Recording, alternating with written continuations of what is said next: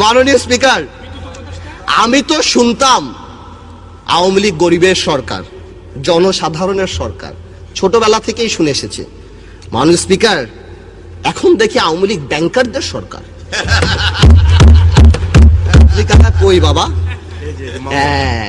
এই যে রাজনৈতিক বিবেচনায় নতুন ব্যাংক। মাননীয় স্পিকার, মাননীয় প্রধানমন্ত্রী অনেকবার বলছে আমার এমপি মন্ত্রীদের টাকা পয়সা জমা দিতে হবে, কে কত টাকার মালিক, তথ্য অধিকার, এটা সেটা, কিন্তু আমরা পাইনি। বাট আমি কষ্ট করে ইলেকশনের হলফনামা থেকে বের করে নিয়ে আসছি, সবগুলি বলবো না। ফার্মার্স ব্যাংক, আমাদের অনারেবল মেম্বার অফ পার্লামেন্ট, আচ্ছা নাম বললাম না। ফার্মার্স ব্যাংক ব্যাংক করতে মাননীয় স্পিকার আপনাকে জানাই 400 কোটি টাকা লাগে, 4-এর পর 9টা শূন্য, এবং একটা ডাইরেক্টরের 35 কোটি টাকা। ফার্মার্স ব্যাংক যিনি করলেন, ইলেকশনের হলফনামায় 39 লক্ষ টাকার মালিক। মেঘনা